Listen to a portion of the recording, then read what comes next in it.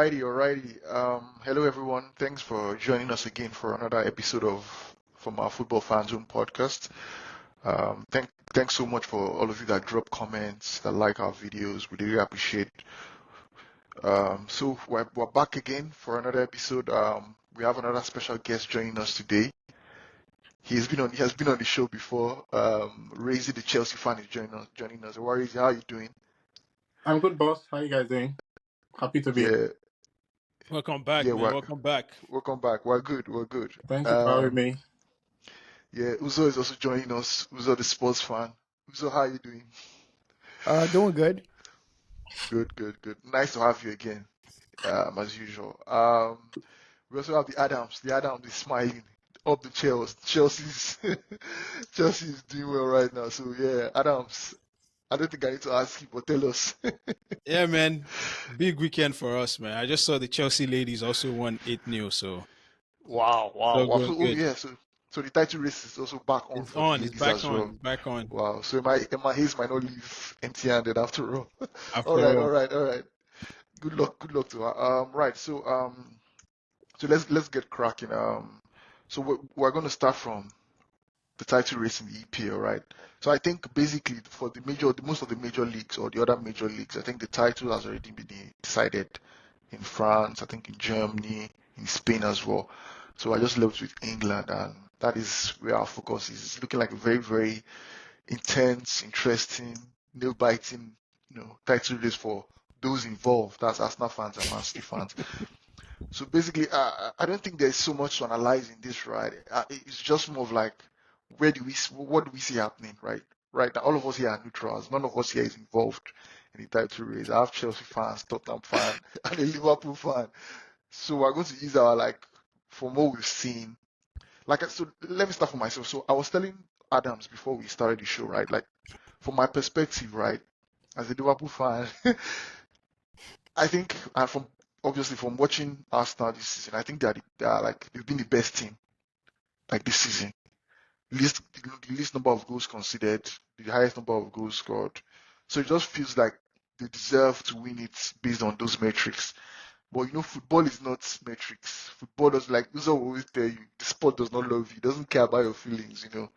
It just has he has a nasty streak where something can just happen, and then you're on the other side of for disappointing loss. So I think Arsenal deserve to win it. Do I think they can win it or they will win it? I think they can. I think they can. And if I'm bold enough, I think they will win it. I think City has a slip up in them. Rezi shaking his head. Rezi, I'm going to come to you. I'm going to come to you next. Well, I think if Arsenal don't end up winning it this season, it's going to be heartbreaking for them. As a Liverpool fan, I've been there. Going toe to toe with City, losing on 2 occasions by just 1 point. It can be very devastating, but it is what it is. There must always be a winner. There must always be a loser. And well, I don't know. So I've been thinking about it. I've been wrestling with it, right? So as a Liverpool fan, of course, City has done us a lot of times in the title race, right? So many occasions. We've only triumphed on 1 occasion, right?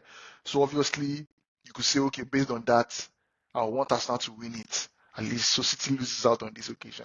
But then there's the flip side of if Arsenal win it, they'll say, oh, Arteta has in a shorter period of time has won the same amount of Premier League as Jurgen Klopp.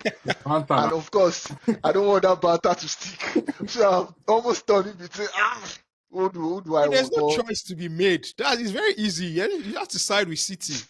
I think siding with City just shows like, oh man, they are a super team. We can't beat them. Nobody can beat them. If Arsenal wins, that doesn't look good for you. Like, there's no choice for you to be made there. Well, it's not up to me anyway. So we'll see what happens. Okay, let me bring the Warriors in. The Warriors, what do you think about the title race? What is going to happen in your opinion? Honestly, I think Man City has won the league. Honestly, I think it's just a matter of time though, because they don't have the Champions League, so they don't have that stress to think about. Yeah, that distraction. Yeah, they just solely focus on the league. I think Arsenal lost the league the time they lost to Aston Villa. Okay. Yeah. The weekend they lost Aston Villa. Yeah, that weekend. Yeah, you don't do things when you're playing against Man City. Like when you're going against Man City, you have to make sure you're flawless at this stage, and Man City has a game in hand. Honestly, I think it's just a matter of time. Arsenal have tried though; they've done great. Take the second position, improve your squad over the window. Yeah, I'll come and go again again. next season. Yeah, but for now, City is winning the league. It's just a matter of time, and it's over. I don't think there's any title race anymore. But it's Wow. football; anything can happen. But Yeah. 100%, I can bet all my savings. Man City wins the league. Yeah. Bet all your savings. Yeah, because it's Pep and his boys and his machines. Yeah, if they have Champions League, I'll say, okay, maybe a miracle can happen, something can happen, but they don't have. Any distraction. Haaland scored 4 goals yesterday. And they have the players, like the players are used to this period. They are winning machines. Yeah, and Pep is there to grind them. He's a winning monster on his own. So I'm sorry, Arsenal fans. I'm sorry. Again, yeah, but that's my own and thanks Kobodo. They've won the league, so Okay.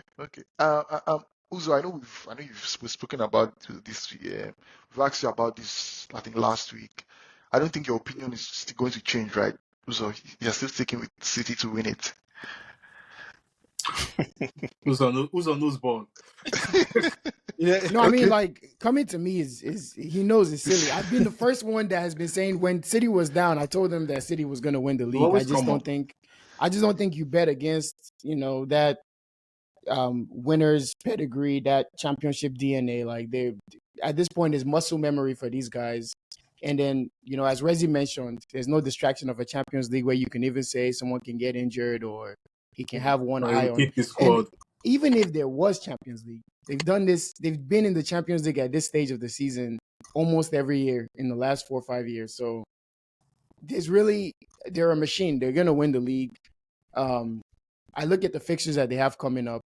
There's no threat. There's no team with enough to play for that can give them some type of a game or something that would be like a banana skid. So for me, I only see one winner. Whereas Arsenal still have to go to Old Trafford, which is potentially still the only tricky game left amongst all of the fixtures between both teams. So it's pretty much a foregone conclusion for me. I think City, as Rezi said, they're just counting down the time. Adams, before I come to you, I think so. The past few weeks, right? I think it has always been Arsenal plays first, and then City has to respond. So I think this coming weekend is going to be the other way around. City go first, right? And if they win, they climb Arsenal. So the pressure is not going to be Arsenal, who will now have to go to Old Trafford on Sunday after City maybe would have won on Saturday. So that's another psychological battle that will test Arsenal if they are really in it. But Adams, you want to add anything? Or? Yeah, I just need Arsenal to do one thing for me, man. They just need to beat this Manchester United team, man. I don't care about your little title race. Just beat. What is wrong with this guy, Adams? What is wrong with this guy, Adams? Bro, seriously. I don't care, bro. I want to finish above Manchester United. I don't care about that. No. I see. You guys already said that. No. So why do you guys care so much about that game? There's too much brouhaha going on with this Adams guy. I'm getting sick of it. So you think your little Europa League campaign is more important than stopping Arsenal from winning? Listen, brother. I don't care about all of that, bro. I don't care. You're above United right now. Handle your business, okay? Don't involve yourself in matters that are greater than you. Handle your business. Wow. Handle your business. Wow. No, I think right now the focus is on stopping these social media stampede that will happen if these guys manage to touch a league title. No one cares about Europa or conference. Bro, we could care less. No, fix up, man. What's wrong with this guy? I think Chelsea has played a game more than United, right? So he's still in. Yeah. No. Chelsea have a game in hand, if anything. No more have a game. No more. No, the game in hand was stopped. United are playing tomorrow, and then is so if United win tomorrow against Palace, they climb back to. Yeah. They won't beat Palace. That's what you should be focused on. Yeah, I'm focused on that one too. But yeah, I hear Uzo though. I hear Uzo we don't want Arsenal to win. But bro, plus remember Newcastle and United still play each other. So either way, you're catching one of them. Yeah. Like no matter what, you're catching one of them. True. So but Man United have a chance not I can't even say it out loud. They don't have a chance against City in the FA Cup. Remember, if they win the FA Cup, then it takes away one spot from the league to go to Europa League. Interesting. I think That's but interesting. It's Manchester City, so you won a Conference League anyways. I don't know why you're switching up. What's wrong with this guy? What's wrong with this guy, man? You act like the tapes. You act like the tapes are not rolling. Wow. They might Chelsea playing in the Conference League. He said he wanted Mudryk to go and pledge in the Conference League. Let him learn how to kick ball. Don't switch up now. Don't switch up now that guys have hit form. Don't switch up. Now we have to look up to better things, man. The funny thing is actually said the same thing this afternoon that actually wants us to make the Conference League. So the likes of Modric, if they don't sell them, they have somewhere to just do their thing. See, they need confidence. Let Mudryk and Datro Fofana go and learn how to kick ball, man. Yeah, they have a place to learn how to play football. And bro, we need that. And it would be nice if we win the Conference League again. So we've won all the European Cups. So nice. I like that angle. This is someone that has perspective, that knows what is at stake. Forget the Europa League, man. We're trying to stop Armageddon from happening in our lifetime. Do you know how many people's lifetimes ago that Arsenal last won the league? We all came together and ensured that over 20 years we've had peace and harmony. And you want to just upset the apple cart because you want Europa League. You know they have the same anthem, Adams. It's the same anthem. You'll be singing it. Whoa, whoa, whoa. It's the same thing. It doesn't matter. Why do you know this song? I'm a Spurs fan. That's our heritage. The history of the Tottenham. That's our heritage. When we went to Europe to go represent all of England to be the first to win a European trophy, that's the trophy that we won. Okay. So respect. Okay, so Adam, Tottenham fans, bro. So Adam, who do you think is winning the title before we move on from? I think it's not logical for you to go against City, like except you're an Arsenal fan. You'll be crazy. Even Arsenal fans think City have won it. Arsenal to fans be fair, are crazy, but you know, the reality. Some are still dreaming, though. Of course they will. As far as you have, how does it make you feel, though, Pius, to be talking about this title race and not including? Yeah, Liverpool is not there. You know, I spoke about it last week. I don't know. It's of course speak about it sad. Again. Of course, I'm devastated. You know, after thinking we're in it, we're there. It all fell. It just I don't know. It fell apart. Is there still a chance for you guys to finish second? Because you can't finish third, man. Like finishing third is just like. I think they can still finish second. I think so. If Arsenal points here. Yeah. But that's almost unlikely as well. So that's it's possible. looking like it's third. Like you said, that Arsenal game against United is very tricky. Seriously. United can beat whatever Arsenal. Comes out of that game, I know I'm happy. Like, whatever comes out of that game, I don't care. To be a successful hate watch session for you. Arsenal wins, I'm good. Manchester United wins, I'm good. A draw, bro. Good result for you. In fact, you'll be drinking some apple juice. Man, I'll be drinking apple juice that day, man. But you have to. But what if Chelsea loses before that game? Does it matter? Who are we playing? We're playing Nottingham Forest, bro. It can happen, man. It can happen, man. So 3 words for you, Adams: Callum Hudson. I saw the Nottingham Forest City game last week, and I thought Nottingham Forest played very well. Ola, Odoi, my boys are coming back to haunt Elanga. Those guys are threats. Those guys are a real threat. On the counter attack, they're very dangerous. But that's still still to come. Uzo, I wanted to ask you, Tottenham. What do you make of the last few weeks for Tottenham? Right? What has happened to Tottenham? It's looking like everywhere at some point we're looking like it was nailed down for Tottenham to overtake as Aston Villa to the Champions League spot. What has happened? Well, at what point was it looking like that? Because I think you guys had like 3 games in hand. And maybe but everyone said we had the toughest run-in, pretty much of every team in the league, period. Like we had Newcastle away, Chelsea away, Arsenal at home. We had Liverpool away, City at home. That's all in our last 7 games. That's a tough stretch for any team to go on.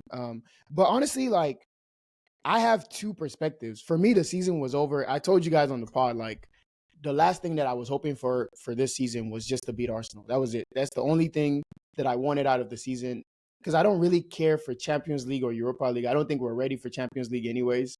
It's still like this is his first season. If we're getting slapped at St. James Park 4-0, I don't want to go see what the likes of Porto and Atletico would do to us.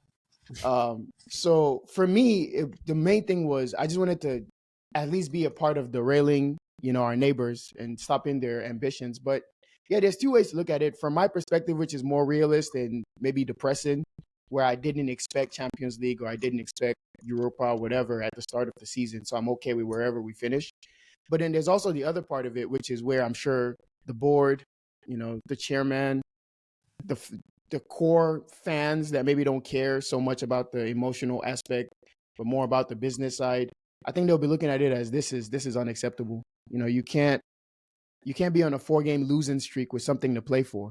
That's it's not just unacceptable, it's actually pathetic. Because if you're saying that you want to build a team that wants to challenge for titles, challenge for whatever in the future, which is what Ange has repeatedly said, then you can't show that kind of mettle by pretty much collapsing in a top 4 race. Top 4. We're not even talking about something important. Top 4 race with Aston Villa. And you lose 4 straight. And you lose 4 straight by a margin of what we've conceded 13 goals in the last 4 games. 13 goals and only scored, I think, 3. So, we've scored 4 because we scored 2 against Liverpool. 2 against Arsenal, scored 2 today. 4. So it's not acceptable. It's not acceptable. It's very worrying signs for the future of this project, the future of this manager. But that's not something that I really care to go into right now, because my main focus is stopping my neighbors from lifting a trophy. And I know you're gonna say small club, tin pot mentality. Listen, we do not care. Some things in life are more, like I was telling Adams, all this Europa that you're spouting about, I had the chance for Champions League. I'm doing for the greater good what is necessary. I'm going to go to City. I'm going to help out with goal difference just in case they drop points elsewhere. We're going to play Emerson at fullback, and we're going to hope for the best. Do you really think that's going to happen, though? We're going to lose to City. Here's my thing is, a lot of people keep thinking like, oh, do you think Spurs are going to lose on purpose to City? Yeah. We don't have to lose on purpose. Even if we try, we're going to lose. That's the beauty of it. As a Spurs fan going into that game, I was nervous. I was like, man, I don't want us to do that weird thing where we mistakenly beat City every single year, right? And then I looked at the team. They got me, man. They understand. They know what time it is. They're not good enough. There is a bad team. So it's like, I'm happy because I now have the confidence that it won't be us that take points from City. Maybe they'll slip up somewhere else. Maybe they'll slip up at West Ham. I don't know. Antonio was talking crazy on his podcast saying if it gets to the final day, it's going to be him. That guy talks too much, man. Like, the way they play today, I saw an Arsenal fan that said, look at our lawyers. And it was us and West Ham chopping 4 and 5. Listen, Arsenal fans, you're not in good hands. This ain't Allstate. You're not in safe hands. You're in the worst hands possible. We're not good. None of us are good. City's gonna have a field day against us, and that makes me happy. But just to be a realist, it's not acceptable, Pius. Like at the business end of the season, when you still have something to play for, you can't go 4 games, 4 straight losses. I mean, like even relegation teams don't have a form this bad, and I think we're the only team in the league that's currently on a 4-game losing streak besides Sheffield. That tells you all you need to hear. No team in the league is on a 4-game losing streak right now. And there's teams that don't even have anything to play for. They're just vibing. So it's unacceptable. The Newcastle team that we lost to, poor. They had 6 changes. They changed their entire back line. The Chelsea team we played, 10 outfit senior players were fit. Alfie Gilchrist was Pochettino's son. So it's not something that on the bench. Exactly. There were names on the bench that I have no idea who those guys are. This is gonna make Adams laugh. Adams, there were names on your bench. I don't even think you bought those guys. I think they actually just walked onto the team. For the first time, Chelsea didn't actually buy these guys. These are guys that actually went to their academy. Shocker. So it's madness. It's unacceptable. It's unacceptable. I thought second half today against Liverpool were better. I thought we played well against Arsenal as well. I thought we did, but overall, the results have just been poor, and the collapse. The Chelsea performance was the worst of the season for me. They looked uninterested.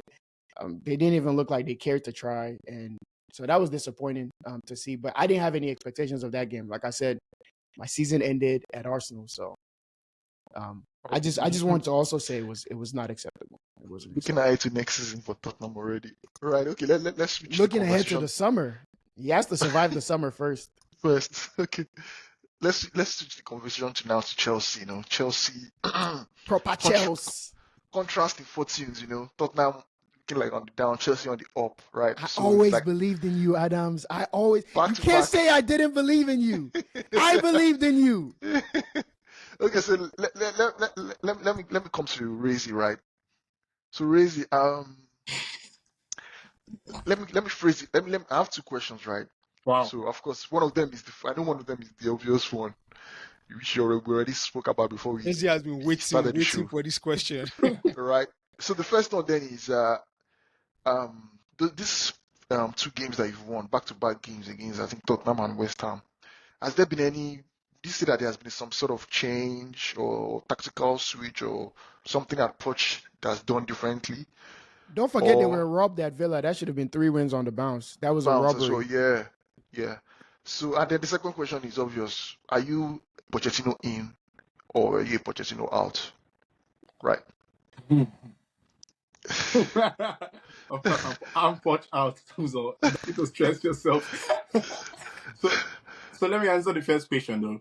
Okay, so I think it has to be with the Tottenham game and the game this afternoon. Yeah, today. Yeah. Of course, that's all we've been asking for this guy for the past, I don't know, 10 months ago. Create a system and let's see if it's going to work. If there are cracks, try to fix up the crack. I think he's playing Cucurella as an inverted left back, and which means he's putting more balls into the midfield right now. And the guys are being close to each other and they're passing, so there's movement. That's all we've been asking. And he's waited up till when there's nothing to play for in the season to implement something. Okay, so see, my problem with the guy right now is I didn't watch much of last season because I think Chelsea were doing so bad and I was stressed with work. So, but I know people talked about Caicedo and they said he's the first point of build-up under De Zerbi, and Brighton are playing brilliant football. My friend always talked about Enzo Fernandez in Benfica. So these are two possession-based guys, right?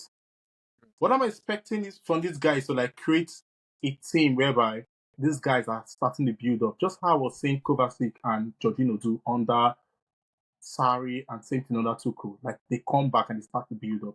But he's not doing it. Instead, he pushed Enzo to go forward to do whatever Enzo is doing. And he dropped Gallagher backward.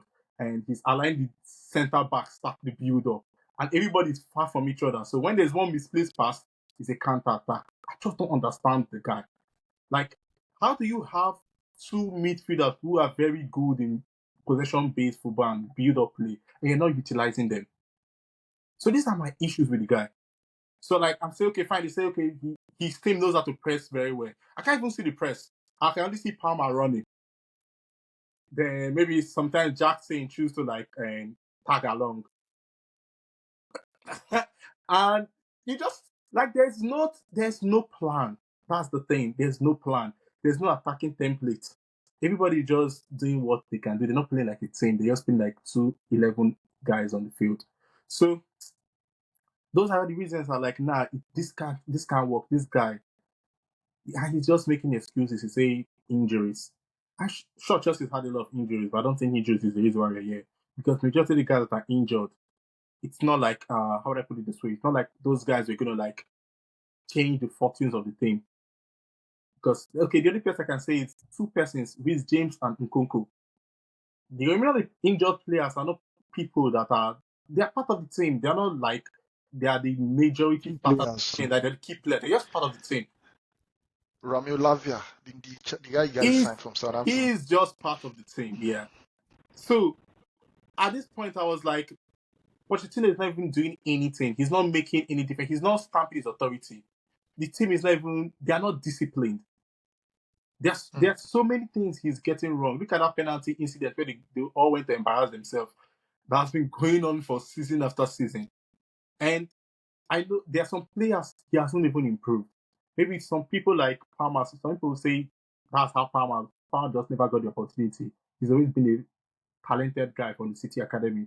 I was reading one guy's thread on Puko Palmer. That's even, I think the moment they sold him, the guy was upset, saying this guy is that talented that he's so great that City shouldn't have let him go.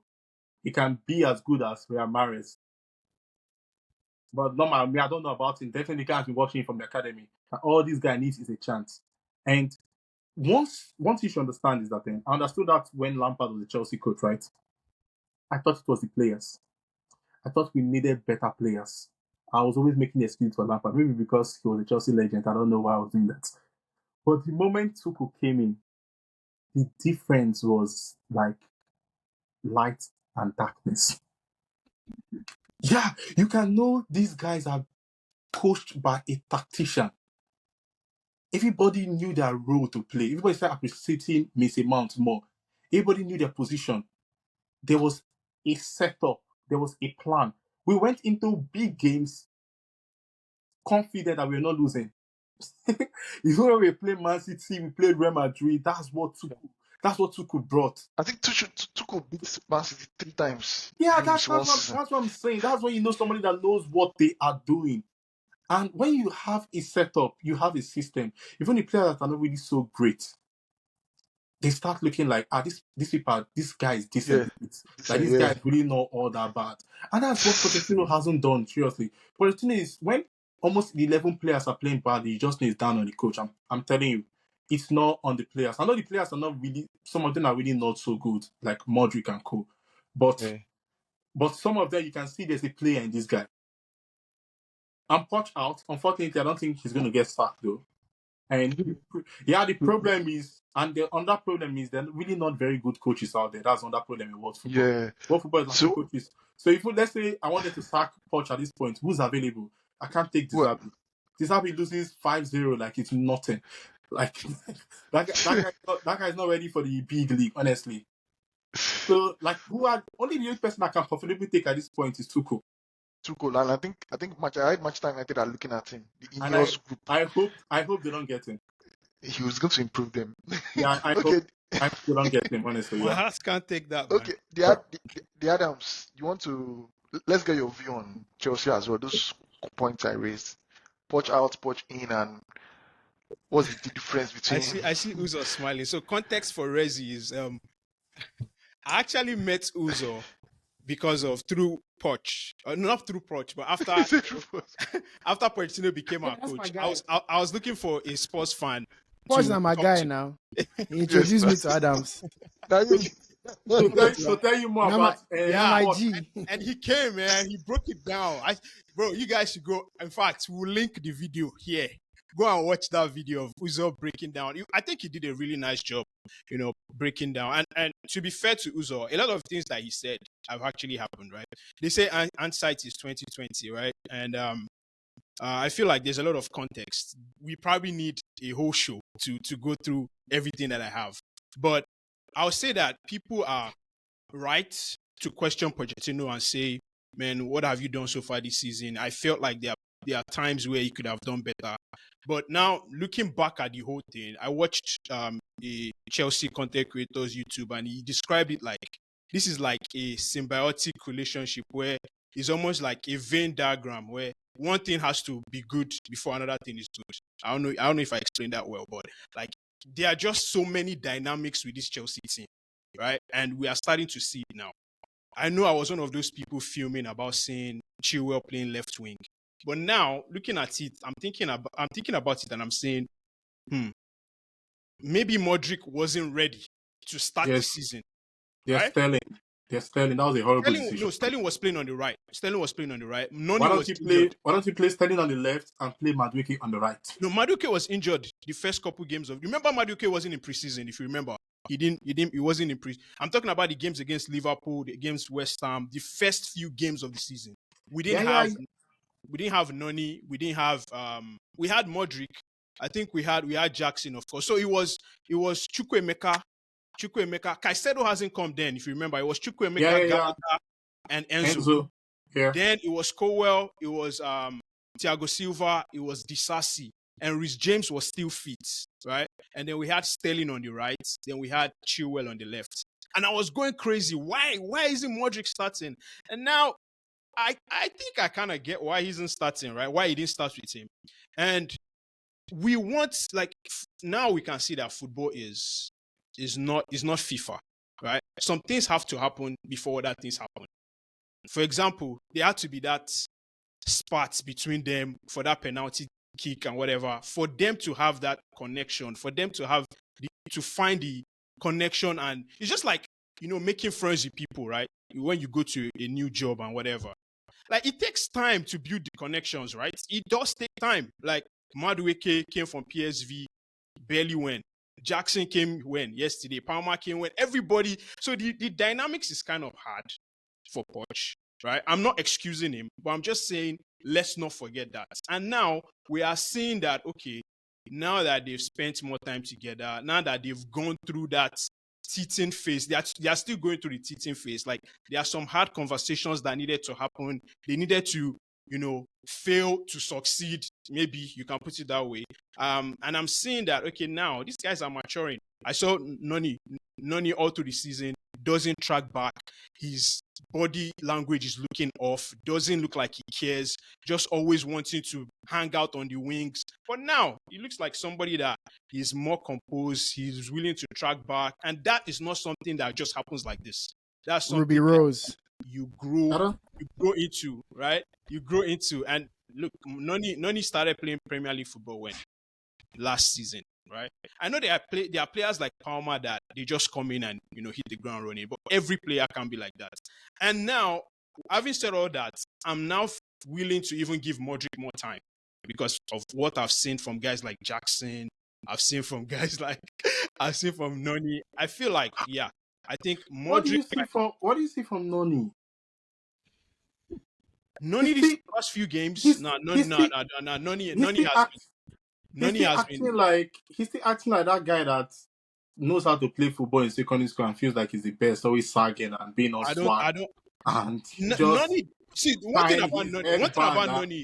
thing about Noni is like, culturally for Chelsea, although we've had a lot of African players, black players, but we haven't had a player with that type of, he's not serious, characteristics or that type of, aura, whatever you want to call it. That's the problem.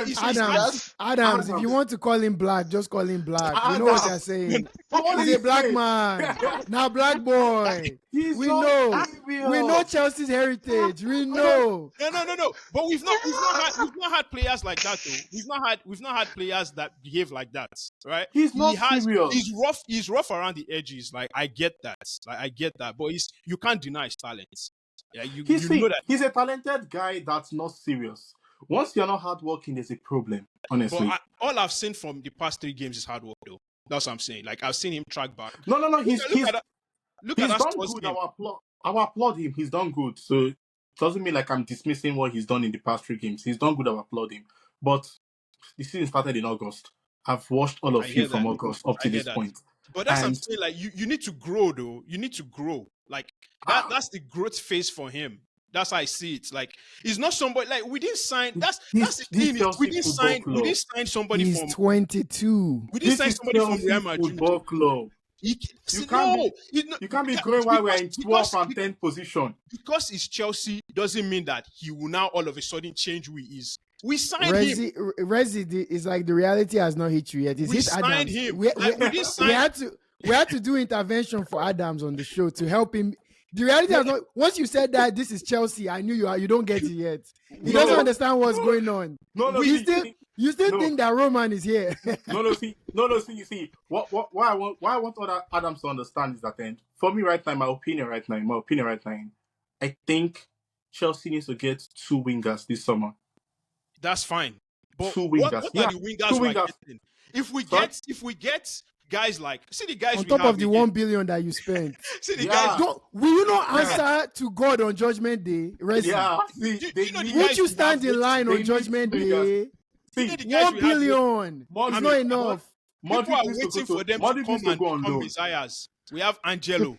You're and going to send a 80 million pound player on loan. He needs Who? to go on loan. He doesn't Who's know You say football. Modric needs to go on loan. He Nah, he doesn't can't know go on loan. football. Yeah, 80 million pounds. he You can't send go him on on loan. He has Unfortunately, to work out. Rezi, the club that you will send him to go and loan at, he costs more than the club. Exactly. You are not ready. You are not ready. Don't He's be not- You are he's not not ready. going on loan. He's You are not ready. He has to work out here, man. He must play Or we sell till him. his leg bleeds. Oh my at, goodness. at this point, see, I've seen your Madrid guy, and at least I know I like him a bit. The boy can beat. He tries to dribble, and Yeah, his he can problem beat is his decision man. making, Yeah. right? Decision making, and he feels himself too much. That's the problem. He has an ego problem. He thinks maybe he's like the superstar of the team, and any moment he's trying to sag, he's trying to walk in a certain way. Like, man, you are not. You are not. The guy that He's not came that guy from yet. City Academy is the one that's behaving like an adult. He's one behaving like a man, leading the team. It's not just only by scoring, he's running, he's dribbling, he's passing. He gets the chance, he scores. But I think that's unfair to Nani in the past couple of games. Like he has He's been not that- seen. he's- Like I told you, we've If, seen the if guy somebody from should be August. getting the stick, I think it's Modric. Nani No, came Modric, here costing I what? told you guys earlier, Modric is not a footballer. Nani came here costing what? No, 30 no. million. See. Modric is not a footballer. I've told you before. Modric is not a footballer. How? If any of you have it, if once you start having your boys, if you want them to succeed in life, take them to Ukraine League, and trust me, they will make it. Modric, see, I've watched Modric play, and the guy is fast. He can pass. I know he can pass. I've seen him pass, and I'm like, this guy has this thing is luck, and he can pass, right? And they say he can dribble, which I'm not 100% convinced about that because he struggles to beat his man. Same. But the guy does not understand the basics of football: when to pass, when to move, how to identify space, how to get into position. You watch Salah play. You know what Salah is doing with his speed. Salah is always looking for the space to run in, and he's requesting for the pass. But Modric is probably just standing. You're making And bias just- smile. We and don't like just- Salah. And just walking about.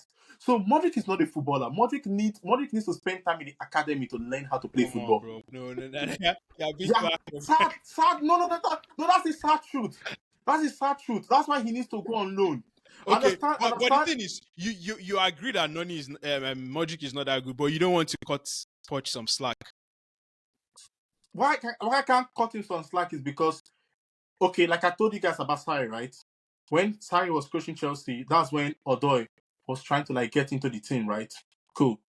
Odoi played his first game right wing, he was horrible because they couldn't really accommodate him on the left because we had the great Eden Hazard there. Trust me, Sarri is a teacher. He teaches his guys how to play football, what he wants from them, what he expects from them. Sarri taught Odoi how to play the right wing perfectly before he got his ACL. And Odoi was in the same thing with Loftus-Cheek. We could see the improvement between these guys from August up to when they started getting more game time by January, February, and unfortunately he got an ACL that has ended their career. This guy hasn't taught Modric how to do the basic. It's just the basic. I don't know, did anybody play football in secondary school? You know how you play football in secondary school when the coach was like, okay, fine, when the guys come here, you trap the ball and face this way. You stay on your man. The guy's not doing the basic. He's just fast. In the Premier League, do you think he has That is time? the problem. So wait, so Rezi, and this is how I don't want to do this because we did this with Adams. It took several episodes to finally break him. No. We But don't have to hopefully, do so much hopefully episode. we can accelerate your own. So you're telling me no, hold on. So you're telling me that Poch doesn't get credit for Palmer, right? Because we're going to say that the City Academy made him. No, don't do that. No. For Palmer. I'll give him credit for Palmer also. So it's not like I'm discrediting for Palmer. Okay. He's done a great work with Palmer. Okay, so you're one of the few people that we admit, because most people think Palmer's talent is just supernatural and he just showed up and he started playing well. Palmer is a very good But player. the talent is there, though. The talent is there. He's a very good player, but his Poch has gave him an environment to try. I think the chaos that we started the season with allowed him to thrive. Right? Yeah. So we all know players are different. My thing is, Mudryk has been coached by De Zerbi before, right? So how old is Mudryk? 23? He's been coached by De Zerbi. Yeah. He was coached by De Zerbi at Shakhtar. He played in the Champions League. right? That's why a lot of people want him to I come first back. discovered Mudryk in the Champions League. That's why I told Adams that I think he's a potential superstar because I think his ball striking is insane. His speed is insane. His speed is And- insane. Like, he doesn't know how to use. And his ability to change direction is insane. Like this is all physical attributes. Like the fact that he can stop on a dime and change direction, that alone, if he learns how to control that raw athleticism, it will be damaging. Like we've seen it with the likes of Sané, with the likes of Gareth. Gareth Bale was a left back before they realized, that combination of pace, ball striking, and changing of direction, that's what makes a great winger. So he has the raw attributes, which is what you guys paid for. But here's my thing is, expecting a 22-year-old, 80 million pound signing to come in and have to learn the basics, the academy level basics, when you're in a squad that has 11 other new players that's trying to get results right now. That's unrealistic. What do you think he's a magician? There's no time. So he should be doing one-on-one time with Mudryk that has played in Champions League. When Noni is coming through, Carney is coming through, Ugochukwu is coming through. All the Igbo men that have doing association in Chelsea are all coming through. Alfie Gilchrist is coming through. He should be doing one-on-one drills with Mudryk. And at the same time, the fan base is telling him, nah, you can't lose 3 in a row. Nah, this. You tell me, if now you didn't give the job, what will you do? That's why they pay a lot of money. But this is what everybody says is his job to figure it out. So you admit it's a hard job, and you tell me it's his job. I've already told them that Modric doesn't help himself because I saw this stuff with him last season, and up till now, I'm sorry, there's still no improvement in it. A lot of times, Enzo is always screaming at him like he's not moving. I honestly don't know what is the guy's problem. Honestly, I don't know what is the guy's problem. I think Joe described it best, man. He said Modric is the project. Like, I think he spends too much time in the gym. He spends too much time in the gym. He needs to focus on his technical ability and to understand the basics of football. He spends too much time in the gym. That's just he might just always be a dud because we saw Werner has the same raw pace, change of direction. Werner is a smarter player, in my opinion. He has IQ. He knows when to pass. He just has the lack of ability to finish. That's another. And actually, he can finish in training. He can't finish in game. Werner likes the basics too. I don't think he doesn't. He doesn't. He doesn't know how to run. Who, Werner? He doesn't know how to run. See, you are fast. You have to know how to utilize your pace. No, I think Werner does everything else well up until the final action. Right, that's always been his issue. He's one of the best pressers in all of Europe. Like, he can press very intelligently. So that means he knows how to read the game. He knows when to pass, what pass to find. He just lacks all confidence in the final action. He doesn't know how to run with the ball, but he doesn't know how to run with the ball. Yeah, but that's an ability thing. Like, he's not a dribbler. Instead of him to be running towards goal, he's running outside. Nah, fear Kosam. Why you run towards goal? To go and do what? I don't understand the guy. He's probably just running so he will do a cutback or something. That's another thing about Modric too. Like, he's like out of possession form. Like, he doesn't know what to do. Like, his positioning, he doesn't know who to pick up. He doesn't know who to press. He just looks so lost. That's why I'm saying, like, now I think I gave Poch too much stick for saying why did he start Chilwell and these other guys before Modric? Because now I think I see it. And now we have no option. Like, we had no option. There was a time, the Spurs game and the Arsenal game, we had to play him. There was nobody else to play. Like, we just had to play him. And then that was when I concluded and I said, okay, I think I understand Poch now. Like, this guy is he's not ready. So Adams, I was sorry, Paris, give me like 1 minute because this is something that I thought of after the Chelsea loss, right? And I was telling Chooks this, like, I didn't tell him the theory that I came up with, but I told him that I came up with a theory because I was walking home after work. I watched the game, very painful loss, of course.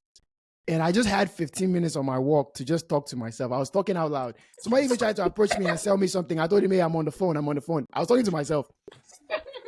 But what I was saying was, I think I finally cracked the code as to why the way the season has unfolded for both teams. I think Chelsea and Spurs are sisters, right? Because if you flip the form table, you guys are having the end to the season that we had at the start of the season. So I was looking at the table. You've scored one more goal than us, conceded one more goal than us. We've lost the exact same amount of games. You guys have just drawn 3 more. Now, these are very interesting statistics, right? Wow. Considering how the season has been perceived by both. Right, Adams? And I thought you guys are having a great season. Exactly. Now, we can get into the whole history and standards, of course, for Spurs. This is probably, you guys spent $1 billion, so you had more expectations. We lost Harry Kane. We had less expectations. So somewhere in the middle of all that, we can dig through that. Yeah. But if we're looking at just the X and O's, the teams are having a mirror of a season, right? And the reason why I finally cracked it, Adams, remember I told you, when were the only 2-3 times or 2-3 stretches of time that Chelsea have played well in the last 3-4 years? It was when Tuchel came in, the year with Lampard with the Academy boys where he got top 4, and maybe arguably the first few weeks of Graham Potter. Graham Potter's first few weeks, boy, scintillating football. You guys were even looking good in Champions League, and then it all fell out. And I thought to myself, when was the last time Spurs looked good? Because I had never asked myself that question. When Mourinho came in, he finished the season kind of tough because he took over for Poch. And then the next season, we were actually top of the league in October. We were top of the league in October. I remember we had just beat Arsenal 2-0. Perfect game plan. I was even thinking, there was some stat going around that Mourinho never finishes below where he is in October. I was like, wait, what does this mean for us? Whoop-de-whoop. The next time we played well was when Nuno came in. First 3 games, we won the first 3 games of the season. Arsenal lost the first 3. They were bottom of the table. We were top of the table. We beat City away. Then the next time we played good was when Conte came in. He went on that stretch. We got top 4. The next season, everything fell out. When next did we play well? When Ange came in. Flying top of the league, ahead of Invincible Space. Are Spurs going to finally do it? And I finally clocked it. These teams operate on an emotional wavelength, right? Their real level is somewhere here. But when they can get up and outperform their level, they can implement tactics perfectly because they're locked in, they're engaged, they care, they're passionate. When OOP came on the episode and he said, Chelsea need to play with passion and desire to beat Burnley at home, I laughed at him. Yeah, we laughed at him. But I deeped it. Bro, the level of the players, right, is somewhere here. But when they're able to raise their level and implement tactics, they actually overperform their ability. There's a reason why Spurs have only been good. Spurs have only been good on new manager bounces. Chelsea have only been good on new manager bounces. Name me a time, even after Tuchel's initial run. I'm going to put a wrecking ball into that. Hold on. I'm talking about in the last 4 or 5 years, right? After Tuchel's initial run, he won the Champions League, finished top 4. Mind you, he labored into top 4 because we gifted you guys top 4. Let's be real. By beating Leicester for no reason, we gifted you top 4. The very next season, started off hot, carried on the momentum, right? You flew ahead in the league, and then you came out of the Champions League. You lost the 2 finals, and you almost free-falled from, you were in third by like 12, 13 points. You free-falled all the way that Arsenal finished, I think, 2 points behind you guys in 5th. If you remember that. That season that ended badly. And the next season started as bad as it ended, and he got sacked. So if you really think about it, Tuchel's run in Chelsea was at this peak, kept going, and then nothing else. Why? The players can't raise the level when there's no emotional attachment. I was looking at Ange's comments after the Arsenal game when Ben White was trying to mess with Vicario's glove. And he said he doesn't want his players to play with any emotions. They shouldn't get involved in that. And I think that's where we lost the Chelsea game. Because we came into the Chelsea game and we played emotionless. We decided, our ability will carry us in this game. Let's be professionals. To me, he misprofiled his team. The team can only play well when there's an emotional stake on the line. And that's why Chelsea have only performed well in the big games this season. Drew against City twice. Drew against Arsenal. The game against United, the reverse game against United, they stood up and were counted for. The 2 games against, the game against Liverpool and the game against Liverpool in the Carabao Cup final, you can argue these are some of your best performances on the season. There's a reason why, because the emotional stakes are raised and these guys get to outperform their ability. How about the Arsenal game? You can say Kopama FC, right? Fair. Plus, I don't think you guys rose for that game. But I have a theory. You guys don't rate Arsenal the way that you guys don't rate your rivalry with Arsenal the way we do. Because Chelsea never rise for Arsenal. when Arteta was about to get sacked after the 6-pointer with Burnley 3 years ago, it was Lampard that turned the season around, beating you guys, the cross from Saka that went in. You remember that? The very next season, when they were out of the top 4 race, looking dead in the water, you guys give Eddie Nketiah a brace at Stamford. Was it at Stamford or at Emirates? Man. Yeah, So every single time Arsenal look like they're dead and gone, here comes big bro Chelsea to donate, to raise their spirits, to encourage my fellow them. London brothers. I'm familiar with that. But that was just my theory is I think that the level of these teams, right, is somewhere below where we think as fans that they are. But when they're able to raise themselves emotionally, they can outperform their expectations. That's just a working theory. I don't know if it's true or not, but the it's thing very is, interesting to think of. Yeah, Adams, quickly, because we need to move away from this topic, right? Okay, yeah, I just want to say this stretch that we're on, it's different because we've seen a tweak, like a tactical tweak, and everybody's asking. Chelsea has played well all season for me. You've created the most. You've been at the top of the table in chances created, in possession, in pressing. That's why I said when I was saying all these things, they were saying underlying metrics don't matter. It's results. Now results are hitting. They're like, oh, but look at all the underlying metrics. That's why we're performing. No, that's cap. The players are now finishing. They're being less selfish. They're actually tracking back and helping their fullbacks. That's the difference. It's not like he made some magic. I get the Cucurella inclusion in midfield, and I like the joke that Enzo Fernandez, whatever, whoop-de-whoop. But it's really just application.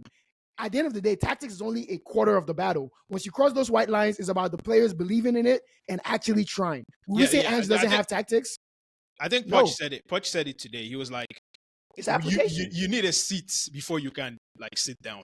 Like, so there are things that needs to be implemented. In the Boski.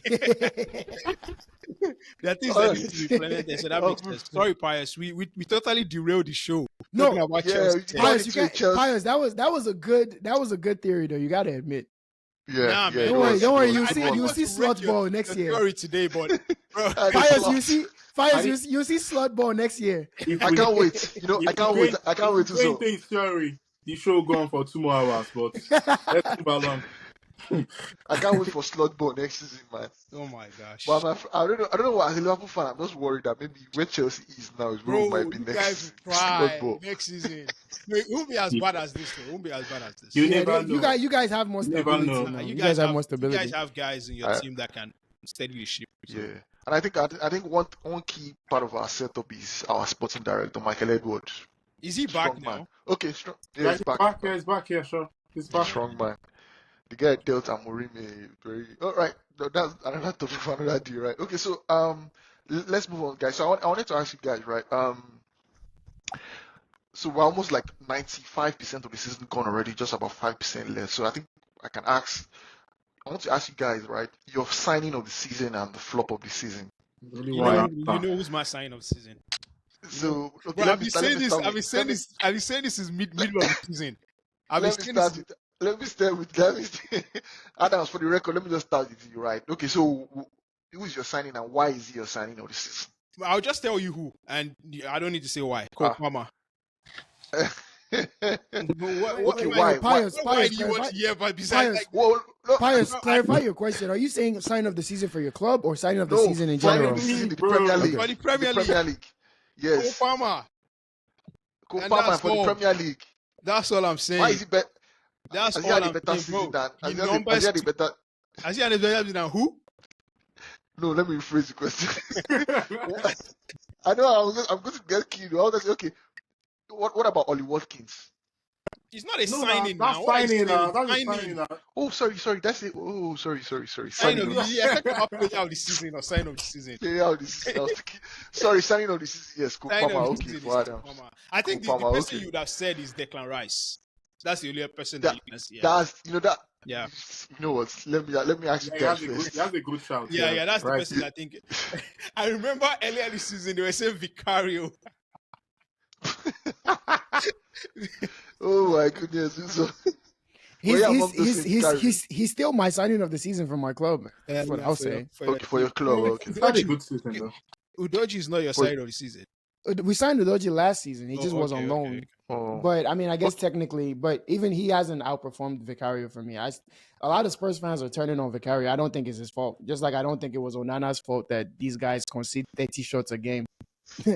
people think goalkeepers are supposed to be Spider-Man or something. Like, if you face 30 shots, you're gonna lose a lot. All right, Rezi, who's your signing of the season? It's Cole Palmer, right? Cold Palmer. I'm sorry. Cold Palmer. Cold Palmer. Nice one. That's the only answer. That's the only answer. Yeah, Okay. that's the only answer. Uso, you go. I mean, I feel like I have to see how the season ends. What do you want to see again? Just no, because there's a lot that can change in terms of perception if Cold Palmer. Okay, how about you tell us now? If he doesn't deliver Europa, I'm not making him signing of the season. Okay, for who's your Conference fan of the League. season now? Get outta Yes, here. like Rezi said. As of now, just as now. of now. As of now. As the table looks right now, Yeah. He's bringing it. Chelsea are in 7th. I'll give it to Cole right now because right now Arsenal are first, but they're not really first. If Arsenal win the league, first. That's not first.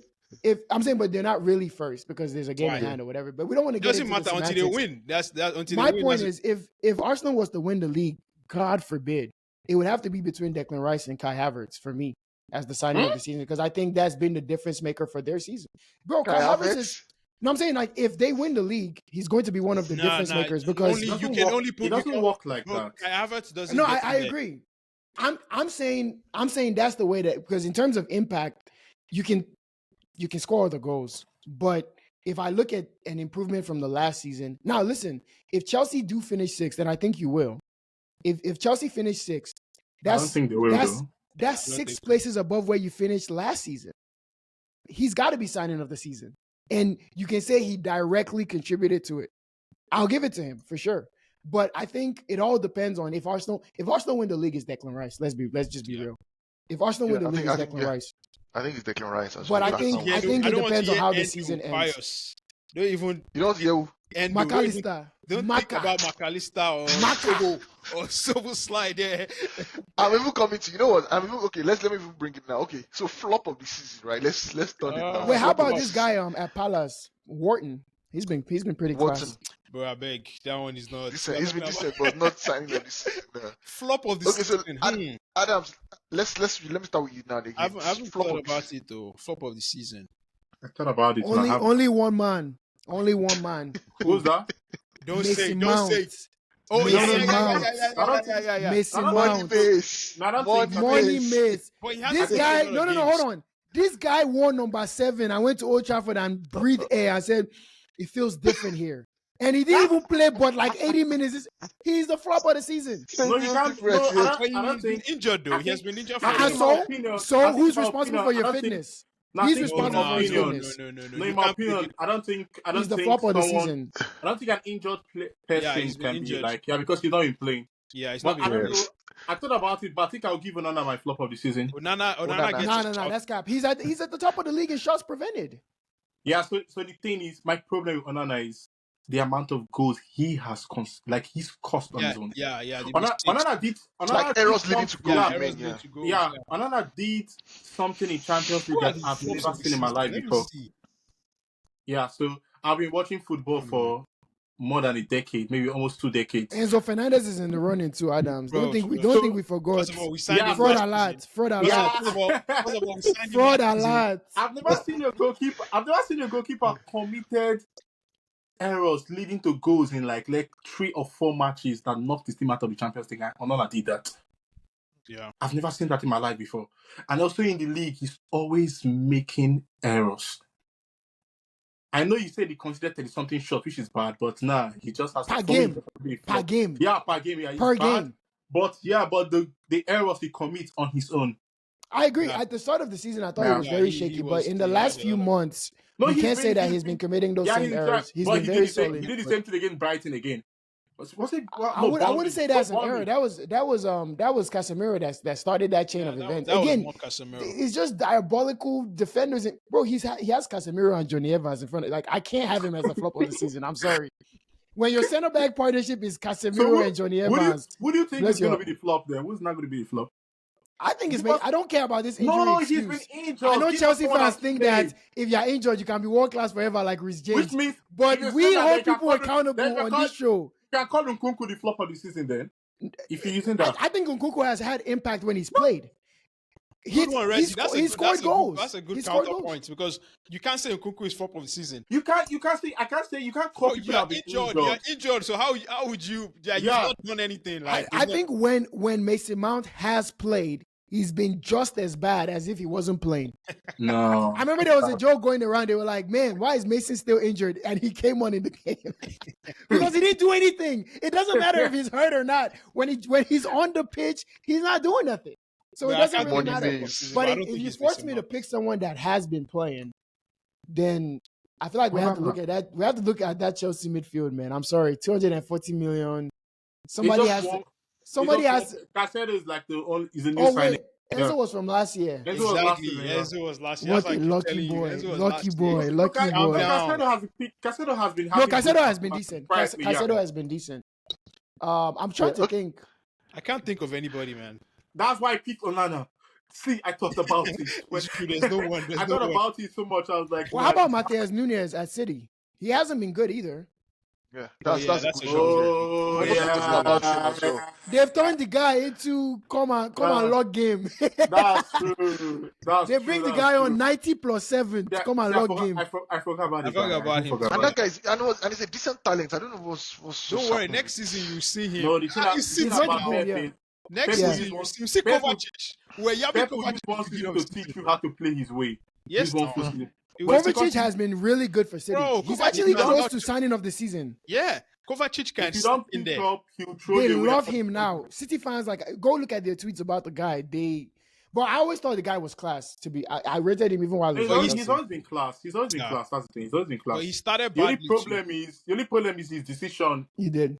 In the final third, his final third, but he's not. He's supposed to be he's a deep ball carrier kind of. Yeah, but doesn't mean break lines. But doesn't mean to be clueless once you get there. Just mean you should be clueless. All right, guys.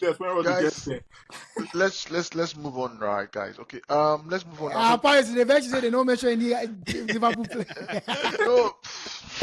Oh yeah, it's Gakpo.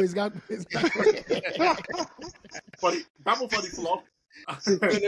That was not this. He's so spy. Yeah, I'm saying Liverpool fan. Soboslai is actually in the running for flop of the season. No cap. Yeah, I will agree. For the 67 M's. Was it that bad? No, it wasn't that bad. 67 million. They were saying he's the return of Gerrard after the first 2 games. The guy scored one banger. The guy sold us dreams. He sold us dreams, man. My goodness. But I also think it has to do with some people. It has to do with like formation and all that. But anyways, I don't want to get into that. Let's move on. Right. Okay. So let's move on to the other part of the show. I wanted to question I wanted to ask you guys. Right. So I wanted to get your take. Right. For the Ballon d'Or, award ceremony. Right. There's been. I think I've been. You know what? I had to go and before the show. I had to go and Google the criteria for like Ballon d'Or. Like how do you award? Like how they give the award to like the Ballon like best player of the season or whatever. And I'm reading it right now. It says the player's individual performance in the previous European season of August to July, no longer by calendar year. You get? So that's what the criteria of awarding the Ballon d'Or, right? It's never been by calendar year, though. It's never been by calendar year. It's always by the season. By the season, season calendar. And he also that's why when Messi won it because of World Cup. So okay, so and then he also goes on to say that there's a FIFA or whoever organizes the award there's a 30-man shortlist, and then 100 journalists, and then coaches and captains of FIFA federations vote based on that 30-man list for the Ballon d'Or. So is it like the Ballon d'Or is he at risk of not turning into like who is a popularity award, like it's always been like that for a while now. But if we're gonna be fair, has anybody won? And I know we've had a lot of like questionable winners, like the eventual winner. Yeah. But has anybody like won that didn't at least have an argument? That's my thing. I think no. That's why it's not. If it was a popularity contest, then it would be Messi, Ronaldo every single year. But it hasn't been that recently. Like Ronaldo hasn't even made the podium in the last 3-4, and you can't say he's not one of the most popular players. So I think there's some objectivity. But of course, there's a gray area. But this is with all awards, NBA, NFL. There's always going to be anything that's voted on. There's always like a there needs to be a narrative. Yeah, exactly. I was going to say There that needs to be every a narrative. season has a different narrative. One season they might say you might just start flying around like, "Oh, who scored the most goals?" Mhm. And you get decided by that. Okay, That so season, Or who has the most GA, or who won the Okay. most trophies. It's Okay, always guys, so whatever suits that Yeah. season. yeah. So let me then chip this in right now. So this season right now, as it is, who are your front runners? Rezi, let me start with you. Like right now, you are looking at performances of top European players right now. You gotta put him in there, boy. You gotta put him in there. You Go Palmer for Ballon d'Or. Nah. 30 man shot list at least. 30 man. I think Of course. 30-man short list, maybe. he Let me say, of won't go course. make 30-man shots. Payos, you're saying maybe. He won't 7th make place it. in Now, Premier let's be League. serious. Nah, you No, people, no. you will face That's a fear God now. God's light. Ah, At So least thank God wait. Rezi is here. Rezi is even saying that there are 30 players he will call ahead of Palmer. Rezi, Of course. Yeah. Yeah. Unfortunately, he's Chelsea. They didn't even Chelsea. play in Europe this year. You know that, Yeah, right? unfortunately. Yeah. Uh-huh. Of course. That's very If, course. see, Rezi wasn't here now, Adams would have been shining his teeth. I know he would have done something nasty. God. We have to stop this. My goodness. I think the front runners for Ballon d'Or, they should be Jude Bellingham now. Jude Bellingham, Erling Haaland. I don't know about Haaland, though. I don't know about Haaland. Mbappe, thank you very much. Mbappe, thank you very much. I don't know about Haaland, though. At all. Okay. Haaland has to be in the conversation, boss. He's in the conversation. Vinicius Junior has to also be in the conversation. Junior has to be in the conversation. So I think the names you mentioned, Rezi, Bellingham. Harry Kane. What's wrong with me? Harry Kane. I was waiting for you to mention Sir Harold Kane. So this year has a lot of like I read so they said individual performance, right? We have to put that in individual performance, not team achievements. Because there's always this like, they will say, if Bellingham goes ahead and England wins maybe Madrid wins the Champions League, England. Pius, you're falling for it. They say that, but we know how they vote. Yeah. You know how like you just go look at the last few winners. Who's won it without winning something significant? you have to win something too. Nobody. All I want them to do is they need to go ahead and give Lewandowski his Ballon d'Or from the 2020 season. For me, having that vacated, the season happened. I don't care if they give it to him in the middle of next season. But they need to find a way to make that right for me. You can't just wipe out a deserved winner from the history books because you just decided that you don't want to vote, even though the season was played. Everybody played. I don't get that. Ridiculous. That was just ridiculous. It made no sense. So what's the point of us playing COVID ball if you were not gonna give? They should just go ahead and carry Liverpool's title too. No, we're saying the last episode. Let's really run some agendas here. Let's really cook. Take that title. Take everything. Take Chelsea's UCL too. That was Bayern's year. That was Bayern's year. See how they quickly check him out. That's the only UCL whereby we clearly deserve. We beat everybody. Oh man. Clearly. No. Don't do that. Okay. So Adams, do you also agree with Rezi, right? So Bellingham, Mbappe, and all the likes. Those are the only guys. Yeah, I think so. So at the end of the day, so what Foden in there though? I'll throw Foden in there. Philip Walter Foden. Yeah. Yeah, Foden is having an awesome season also. Yeah, I think something that I think they should also look at is right. So if we're saying Bellingham and Kane and Foden, maybe if England goes on to win the Euros, then maybe Vinicius, if Brazil goes on to win the Copa America, something that I think people miss are those guys. What did they contribute to their team winning? Like how many goals and assists did they score in those tournaments? Those guys are key guys in their teams now. Vinny Junior is Mbappe always and all those guys. Yeah, all the those team guys. is successful because of them. Yeah, I don't think you can have Vinny and Bellingham in the list that invalidates each other. I think it has to be one of them. It has to be one of the other. I think Vinny has been more influential in the team though. No, I think Bellingham. I think Bellingham has been more because you have to realize like Bellingham has come in and now they've won the La Liga title, which they didn't win it last year. Potentially going, to the Champions League final. Which they beat City, which they didn't do last year. It just feels like there was a key addition over the summer And he was and things barely are happening. everything's Yeah. And there are no excuses like he needs 1 year to settle. We need to see what he will do the next season. But Give him time. you know those clubs Give don't him do time. projects That's now. Madrid, man. You know those clubs don't do. That's When not- when that fat boy that you guys sent to them did that rubbish, they put him in the reserves. they don't do Eden Hazard. projects. He's Either not you a hit the serious- ground running or you. He's Or not a you serious person. So let's not go into that. He's not a serious person.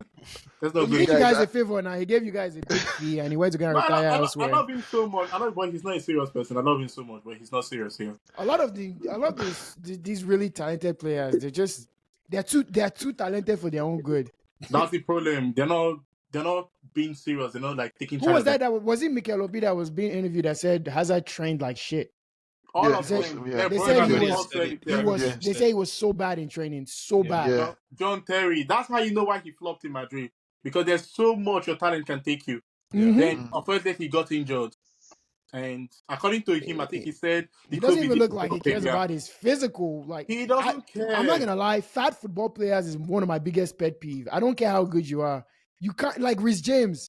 That's why I used to rate Rhys James very highly. But for me, you can't be in a sport that requires you to work out and you're not working out. That's just it's insane to me. I don't understand how you can be a professional football player and you cannot pay a dietitian. Like you don't even have to cook your own food or do meal prep. You just have to wake up, have your chef make the right meals at the right time, go to gym at the right time. That's basic bare 101. Thank you. If you can't That do is that what- to me, you're not Mambo there. serious. You're not And serious. that is what I'm saying. Also in school, you see how those unserious people. They are also in the football world. That's what I'm telling you. Yeah. That's what I'm telling you. People that just don't care. I can't. Who said that? I've forgotten the Tottenham Hotspur player that said that. That Asokoto he just comes to training, reeks of alcohol. He doesn't even know who they are playing the weekend. Wow. It's just Yeah, talent. Just talent. He doesn't care. Yeah.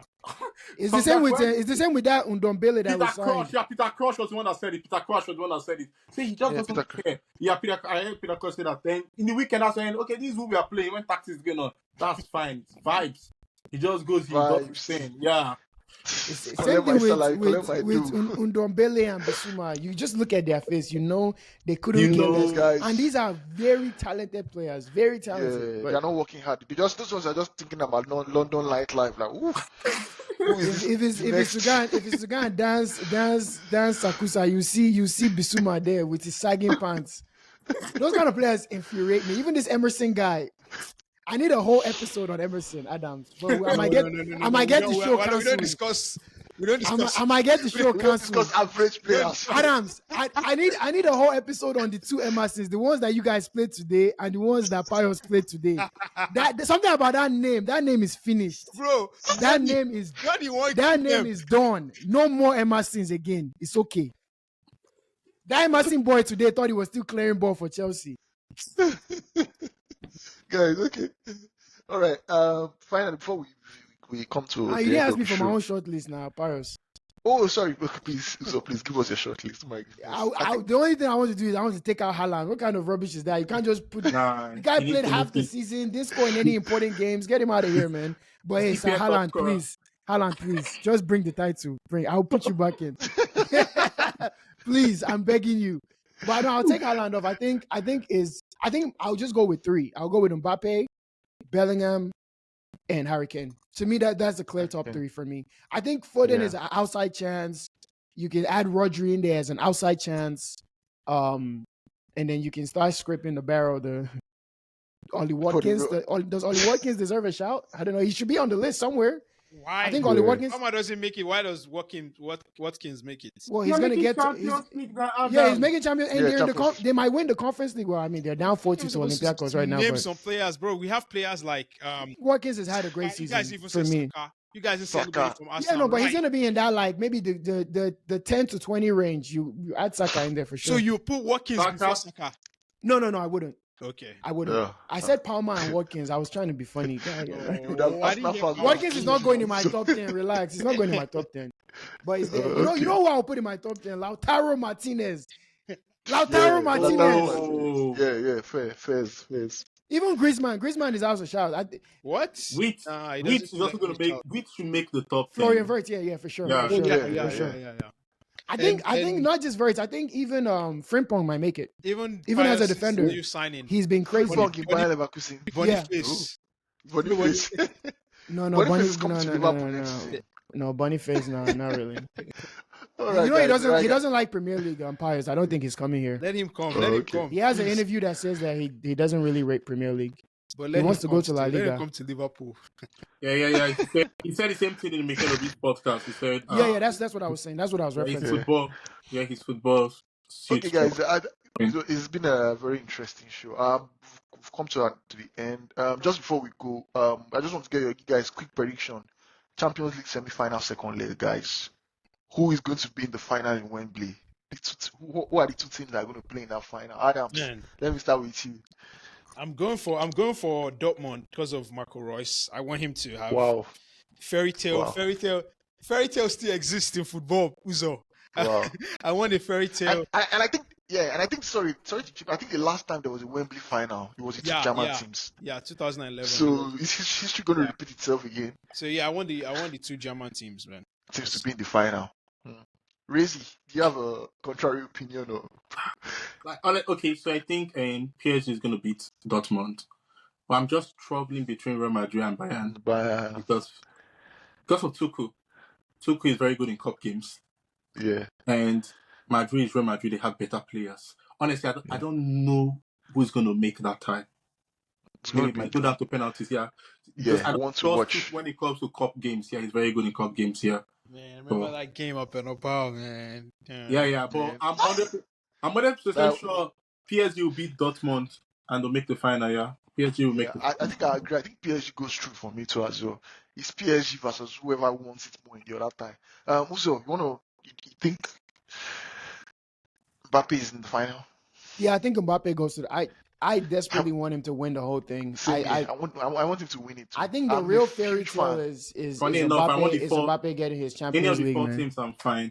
No, I'm not fine with Dortmund. I don't care I'm not fine with Dortmund at all. I'm fine with Dortmund. I'm fine with any of them. What I don't like in football, I don't like bad teams winning stuff by accident. That's not a good team. That's a joke of it. Matson and Sancho cannot win Champions League. That doesn't make any sense. No. Like, banter aside, if I told you at the start of the season that a team that starts Matson and Sancho will be hoisting Champions League, Adams, what will you be saying? Stop smoking bush. I'll stone you, man. I'll throw stones at you. No. For the sake of the integrity of this sport, can't have it happen. Cannot have it happen. Not even for Marco Reus. Not even for Royce. Marco Reus is a career loser, man. He's a career loser, bro. What are we saying? He's a loyal guy, but he's a career loser like Totti and the rest of those guys, man. Harry Kane, that's their legacy. One team man, never win anything. We don't care. They bottled the league last season. If they wanted to send him off in style, they should have won the league when they literally had it in their hands. That was horrible. They're butlers, man. They're going to lose to PSG as they should. It's Mbappe's time. We're done with Marco Reus. There's nothing he can do to save his legacy. Don't come and steal somebody's Champions League opportunity, please. It's Mbappe's time, please. I beg you. I think Mbappe in Real. I think it's poetic because remember when Lewandowski was going to go to Bayern and Dortmund ended up playing Bayern in the final. I feel like I'm getting that kind of vibe where Mbappe is about to go to Real. He ends up playing them in the final. It would be nice if he can steal one from them, then go over there and become the main man. Wait, if he wins, though, do you think there's any point in going to Madrid? He'll go still. He's chasing CR7, bro. He's on a different path. He's not on this. That's why when Arsenal fans were doing all that Mbappe, you were doing it with them too. You were giving them hope. You were giving them hope. Where? Me. You said if there's any team in the Premier League that could sign Mbappe. Yeah, but I said he's not going to come to Premier League at all. But yeah, if he was to come anyway, like who else? Bro, he's not coming. Arsenal. He's not coming near Arsenal. He's not coming. He's not coming near any of us. Let's just be real. He's on a different trajectory. This kind of talents don't think of Burnley away and Stoke and Sheffield. They think of class. But yeah, I want to see PSG Real. I want to see PSG Real for me personally. Yeah, I don't want Harry Kane winning anything, man. I want him to keep suffering. But I think it's going to be PSG Real as well. Okay, guys, thank you so much. Harry Winks for coming on the show. Now championship matters, Avi. You don't think we can win championship? All right. Well, Adam, I see what you did there, man. I remember this one. I saw what you did. Okay, all right. We've come to the end of the show, guys. Thanks so much for coming on, Rezi. Was glad to have you. Uzo, as usual, thanks for taking Madison out for time. flop of the season Thank too. you, Throw bro. him in there. Nah. That bomb. Leicester City sold us. You bring Winks back, Steph. Take this matters. Take this guy back, man. Give him to us, I beg. Give him to us. Take. You enjoy. He fits you well. I will happily take him. Yes, now I'll take him. Let him come and be shining Cole Palmer's boots. That's what fits him. Yeah, make sure it's shiny before games so that guy can score hat trick. All right, guys. All right, guys. So, guys, please, take care, man. Thanks. Bye, guys. Be good.